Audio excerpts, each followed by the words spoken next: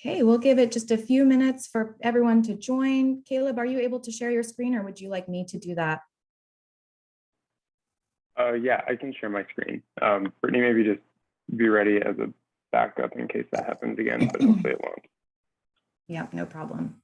And also a question for Johanna and Frederick. Did you have any sound in your presentation that I would need to share with the... No, not for me. I'll present myself, so it's okay. Okay. Okay, great. So it looks like people are slowly trickling in. We have listed here just a couple of, now that we're on a new platforms, a few considerations for Zoom. So first of all, feel free throughout these presentations to add questions in either the chat or you can use the raise hand feature and we'll call on you. Please do keep yourself muted if you're not speaking, just to help eliminate background noise, but you're welcome to have your camera on or off for this segment. We are recording, so just keep that in mind if you decide to come on camera. And then make sure that your name is fully displayed. And if it's not, you can, let me see, I think you can hover over your name in the participants and click more, and then there'll be an option to change your name. But it looks like we're all set for those that have joined so far. So I will go ahead and hand over to Johanna, who is presenting first. Okay, thank you, Brittany. And hello, everyone. My name is Dr. Johanna Köhler from Free University of Amsterdam. And I'm part of Concept Team 4 of the Sustainable Wash Systems program, working together with Oxford University in the UK and also with Fundifix in Kenya. So you've just heard about it in the video a little while ago. And in this presentation, I will reflect on institutional design and how this is an essential part of a sustainable wash system. So last Wednesday in the session, we heard that resources should follow mandates. So what are those mandates and how are they allocated? Institutional design is central to the economic performance and social outcomes of rural water services, and institutional design affects the sort of management of operational risks, information flows, asset ownership and management, service delivery models, monitoring and regulation, and also financial sustainability. And I will highlight some of these changes using Kenya as an example, and similar processes need to be in place in institutional reforms across sub-Saharan Africa and Asia. Yeah, thanks for switching the slides, perfect. So the Constitution of Kenya in 2010 made some significant changes to the government structures, including introducing counties as devolved levels of government with specified mandates, which include, among other things, water and sanitation services. And then 47 county governments were established in 2013 with affiliated county water ministries. And what is interesting in this institutional transformation, that also a strong council of governors develops as a sort of counterbalance to the national government. And this mandate was further clarified in the new Water Act in 2016, following the constitutional requirement of Article 43(1)(d) that you can see on the right-hand side, that every person has the right to clean and safe water in adequate quantities. Next slide, please. So for the water sector, the sort of key developments at the national level are the development of the Water Act with various iterations of the bill, as well as water services regulation and the national regulators' guidelines for the provision of water and sanitation services in rural and underserved areas. And then to fulfill the mandate for water service provision, all the counties have to adapt their legal frameworks to reflect this institutional reform. And the government of Kitui County, where our research is based, convenes a quarterly WASH forum with all WASH actors, so including sub-county officers, NGOs, private sector, donors, etc., being present. And the primary goal being sort of to systematically plan for WASH investments. And the main thrust of the water policy and bill is due to realization that the county government of Kitui requires a sound water and sanitation policy and legislative framework to address rural water sustainability issues as flagged during the forums. And yeah, following the request of the county government, the SWS program supported the delivery of a water services policy and county water bill.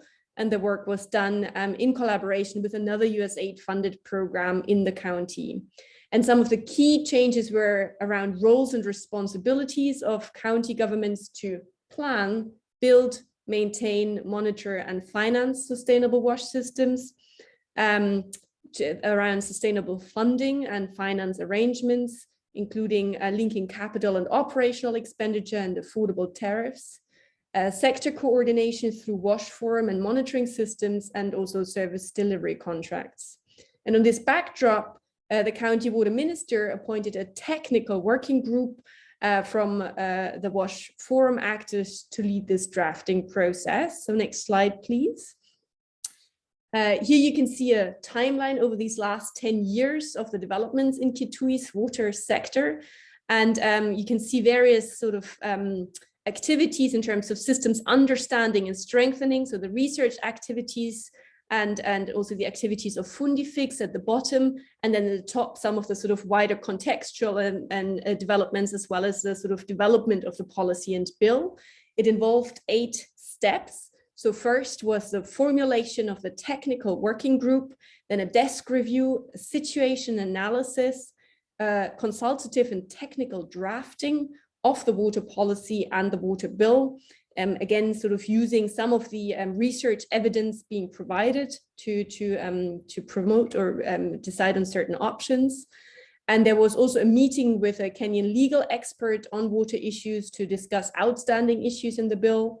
There was a county assembly committee workshop over 2 days, public consultations over several days in November 2019, and then finally the preparation of the final draft of the policy and water bill presented to the county executive committee member, which is basically the water minister, for endorsement before it is submitted to the county assembly for approval.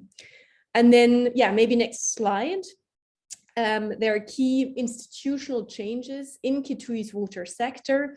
One is the institutionalization of this county wash court, or WASH in short, forum, which was externally launched by UNICEF and will be internalized into county operations through being both legally enshrined and financially supported by the county government. Also, leadership of the County Water Directorate as a sort of primary responsibility on water and sanitation services. The establishment of a Kitui County Water Services Fund. So after the research project incubation of the Water Services Maintenance Trust Fund, a County Water Services Fund is now formally integrated into county operations and established under Article 65 to pool and manage public, private, and donor funds to finance specific activities that support the county's long-term goals for sustainable services. And then also there's a recognition of the role of the county water service providers and maintenance service providers, for example, in the form of rural social enterprises. So really focusing also on the role of clustering of schemes, scale, exclusivity, and formal contracting. Then water action groups are included for accountability and regulation. And there are discussions around linking the resource and supply side through new or institutions that are now being also legally enshrined at the county level, water resources user associations. There are some contentious issues. Next slide, please. And those questions evolved around how does the bill address the issue of water asset ownership? How does the bill address the issue of individuals who claim to repossess water assets constructed in their land, even though it had been donated before? How about the demands for free water? Does the bill address issues of tariff setting? Does the bill allow for petitions in regard to poor management of schemes. And here the role again of these water action groups and the water resources user associations was debated. And then there were, of course, also wider challenges. If we go to the next slide. So yeah, around a lack of knowledge on the policy process. So participants, having sort of, or, depending on their representation, which section they're from, lack of sort of knowledge about the legal processes that are required in this drafting, gender representation. So there was low representation of women during the public participation forums, at 31% women being present. A lack of government funding to support the process, reliance of 100% on partners to fund activities. Excuse me, when I have a sip of water. There were multiple meeting cancellations due to sort of competing government assignments, political interests, especially when meeting the MCAs, were arguing from the perspective of how the bill would benefit also just their ward and not the wider county. Excuse me. A majority of the MCAs were incentivized, and so the focus was more on the monetary gain and less on the sort of subject matter. And the bill recognizing vulnerable groups was an issue in terms of how to best cater for the needs of the most vulnerable groups. There are also some wider sector implications on the next slide. So establishing the ownership of the process and the policy itself. So the policy development must be owned by the institution that will be responsible for the implementation as well as the enforcement. Involving the right personnel, so really the senior officers in various departments, in this instance at Kitui County government. Seeking political goodwill at the highest level possible, promoting group discussions to really generate solutions that are going beyond the sort of most obvious ones. The need for technical support, so like the knowledge about the legal developments and how to enshrine them in the bill making process, so drawing on a legal expert in environmental law, or also the Kenya Institute of Public Policy Research and Analysis, and the need for a representative team, as well as to facilitate the local integration of the team to understand the implicit politics and motivations of the different actors involved in the process. And then on the final slide, you can see various outputs from our work, highlighting the different aspects of the work that I presented. And I also invite you to have a look at the Global Waters website. Thank you, and I look forward to the discussion as well.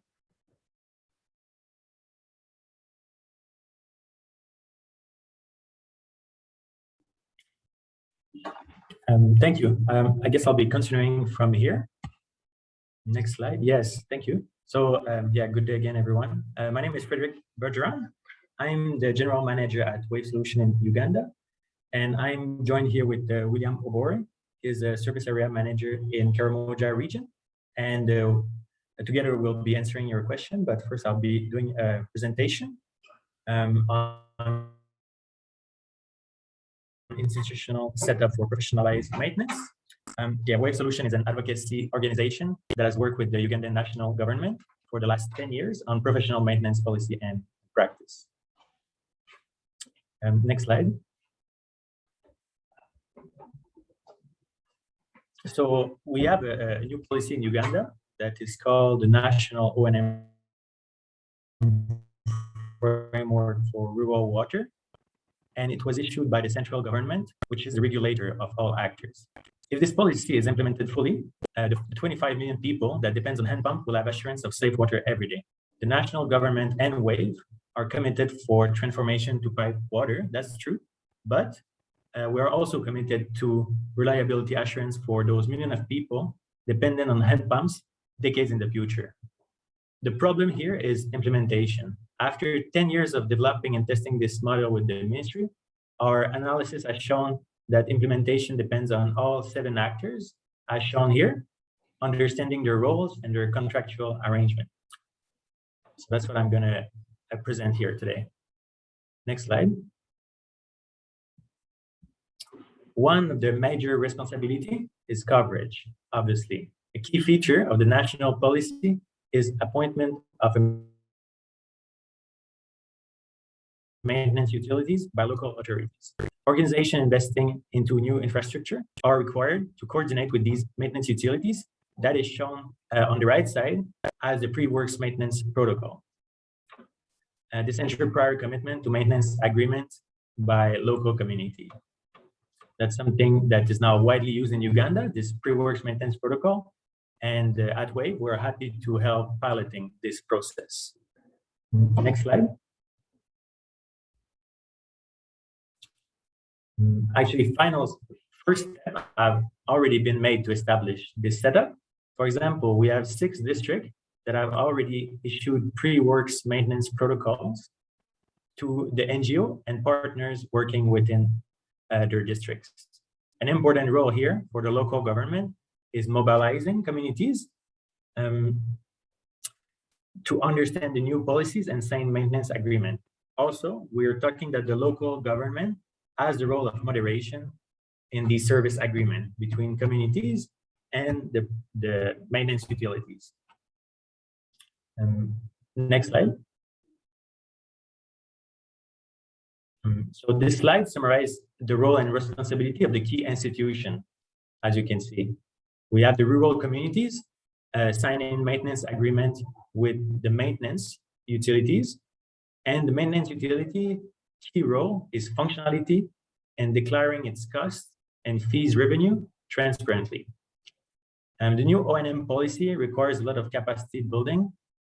Therefore, we have the system investor, the light green icon below, that is there and is a key concern for government and donors. Next slide. Here we have a good example on system investment. Actually, one conclusion of WAVE's research is that each service area requires an M&E function, a dedicated M&E function that fills a very big gap, which is the need for harmonized M&E through regular meeting led by district water supply boards with professional verification. The point here is that all institutions must meet formally and regularly, possibly quarterly, to report on their responsibilities through key performance indicators. There is therefore a need for a dedicated M&E function which coordinates this reporting between all the actors, all the actors that we show on the pie chart. They need to report on their KPIs in a coordinated manner through what we call here regular multi-stakeholder O&M performance review. Next slide. Yeah, this slide shows that we have 10 districts that have already signed performance contract to implement the national O&M policy on a pilot basis. These districts are clustered, as you can see, in 4 different service areas, as shown on the map. Maintenance utilities servicing 1 million people in such cluster, so in one service area, we're saying it would be economically viable with maintenance fees at affordable level. That's one of our key learning. Yeah, sure. The ministry support the cluster approach, so working by service area, and it encourages local government to contract maintenance utilities large enough for economic viability. Here at WAVE Solution, we have been appointed as a pilot maintenance utility by these 10 districts, where we currently have signed more than 750 preventive maintenance agreements with communities. The agreement it's like practical example of clear contracts which implement the institutional setup of professional maintenance. Next slide. Yeah, so here we see a good screenshot of our result as a maintenance utility in Uganda. So with the communities, we see that our preventive maintenance agreement commit the maintenance utility to very strict technical obligation, such as on the top chart, that we have been able to reach more than 80% repairs within 2 days, with actually many regions two regions going beyond 95% of repairs within 2 days consistently over the past few quarters. And also, the bottom chart shows spot functionality, a key indicator that we've been achieving over 97% of spot functionality in most of our areas consistently over the past 5 years. Next slide. Here we have the slide that summarizes the relationship involved in the 4 key institutional contracts so far discussed. In the case of the preventive maintenance contract, between the maintenance utility and the rural communities, the community, when they sign the agreement, they sign their commitment to mostly 3 things. 1, to pay an economically viable maintenance fee. I will be discussing that in the next slide. 2, to secure water point assets from theft and vandalism. And 3, to make sure all the vulnerable people are accessing safe water. Yeah, next slide. Almost done here. We have this chart here. I won't go in much detail. It is actually discussed now in the breakout room number 3 about finance. It shows, but basically, just in a few words, it shows this sustainability trajectory of the maintenance utility over a period of 10 years. You can see that the tariff line, that purple line in the middle, is set at $325. That's the economically viable fee agreed with communities, as shown here. It's actually equivalent to around 2,000 shillings per month per household, which is about half a US dollar.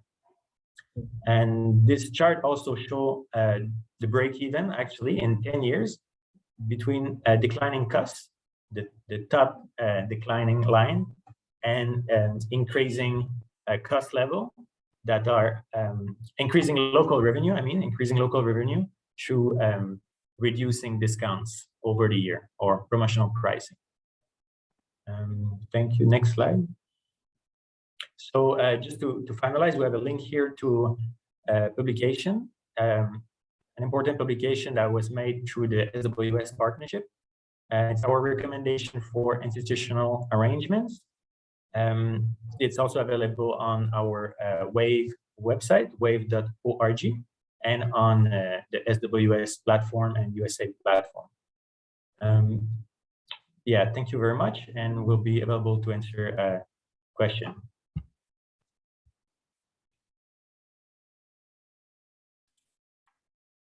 Great.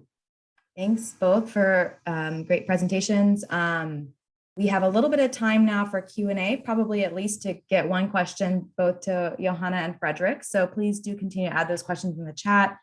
I'm not sure, we might not have the raise hand feature enabled on this Zoom line. So also feel free to just come off of mute and ask your question now. Randy, we have one question in the chat from Steph Wilson. I think this could be actually to both Johanna and Frederick and William. And can you explain in more detail what role donors and international agencies play in coordinating maintenance at the local level? Maybe Johanna, do you want to address that one? Yeah, sure. Thanks a lot for that question. And yeah, very important question as well. In our specific context, certainly in multiple ways. So, and one being the sort of WASH forum that I've mentioned, that, for example, was originally launched and sponsored by UNICEF, and now has found its way into the more formal structures in Kitui County and in the water policy and bill. So that's sort of one forum, which is really around sort of coordination to bring all the actors together and support the maintenance and sort of data gathering and investment planning. The second one is around sort of the model development of certain water service providers, professionalized services. So again, providing the funding for the development of such models and such enterprises. So as a sort of Kickstarter. And another one could be also around the sort of financing arrangements. So for example, these water services trust funds that we've been mentioning, and that were first incubated in Kitui County government and now have been taken up again in this water policy and bill. So some of the sort of supporting finance that went into this sort of incubated model also came from international organizations and bilateral donors to support this, but also in another county, for example, also from the private sector. So really creating a new kind of blended finance approach between public, private, and then also user finance. And maybe actually that's something where Frederick and Wave might want to come in on as well. Yes, definitely. Thank you. Yeah, I think the public-private partnership approach is very interesting here, and it's the key role of the donor and international aid agency. I think for us here, it's for international donor and aid, it's having a very strong understanding of coordination and activities that are happening on the ground at local level. When I was talking of performance reviews, dedicated M&E function, and coordination of different entities on the ground. The reality here in Uganda, we have a lot of NGOs and infrastructure investors uncoordinated and working against each other. If one investor, like, let's say, drill borehole without a maintenance plan, it can actually pose harm to the maintenance model that is developed by the national government. Anything to add? Yeah, thanks. And just as Frederick puts it, it's also more about, creating a balance between, the humanitarian approach or support that we are currently implementing very widely in different communities with different NGOs working, but then also looking at the development approach, which is more like getting communities very much engaged to appreciate on their investments that they're receiving. But this goes beyond behavior change, so it comes right from the donor perspective of shifting so much to the public partnership, so that we are so much more leaned or biased towards the development approach. And of course, I wouldn't say humanitarian is not relevant, it is, but then we need to find a way of appreciating here that without the development approach, it's going to take way so long for this transition to take place. The Ugandan Vision 2040 puts it like, we want to shift away from the hand pumps by 2040 and move to pipe systems. But then we cannot, just jump in at 2040 and change everything drastically. So right now, the donors, they really need to take this up and begin to act onto this shift. While we still have the time now, about 18 years to go, but it begins right now with this kind of approaches that we are discussing in this forum. Thank you, and over. Thank you both. One more question. We have about 2 more minutes left, so maybe a minute each. From Jonathan Kemp, this is an interesting one. For effective maintenance systems, and by systems, I think we're talking about both the systems we're talking about in SWS as well as the functional systems. Do we have to rebuild existing systems from the ground up, or may we see sufficient improvements from applying the approaches and factors you're suggesting into the existing context? So do you have to start all from the start, or can we really jump in when things are already operating? Frederick, do you want to take that first, and William? Yeah, from my perspective, I think it was all clear in Joanna's presentation as well that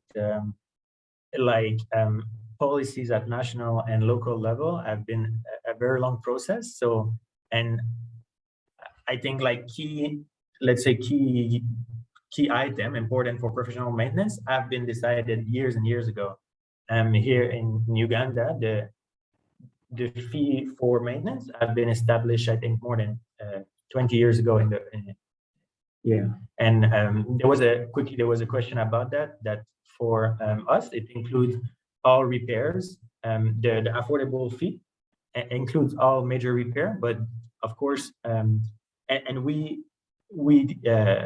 have analyzed that it's affordable for local communities as per the UN guidelines. And yeah, we'll stop there. Yeah. Maybe Joanna. Great. Johanna, maybe you can take that one real quick. We have about a minute left. Yeah, sure. Yeah, so quickly on the question from Jonathan, yeah, I think also to work with existing systems is very much what, for example, Fundifix in Kitui County is doing, both in terms of the existing infrastructure, but also in terms of working with the communities who have had community management in place. So they still play a role in the gathering of the finances. But then a professional service is sort of coming in at a sort of supra-communal level to support this maintenance and operate at scale. So I think there are innovations in terms of the questions around scale and exclusivity, where this institutional design context is changing a little bit, but still working also with these existing contexts. And then very quickly on the questions on tariffs, again, the approach is also to include up to sort of a standard repair level, but for example, full rehabilitations wouldn't be included in this standard tariff. And also remote monitoring, I see that question from Rod Beadle. Yeah, that's also something that is included in terms of monitoring the infrastructure, and the key part again on that information that is discussed also at the WASH forum, to really have oversight over what's going on in the system. And currently it's a development to develop a county database as well, where it won't be ongoing monitoring, but at least sort of a Thank you better everyone insight. for joining us back. We'll just take a minute here to make sure that everyone has come back to the room, particularly our next guest speaker, Harold. Yeah, I'm here, Katie. We managed to have 20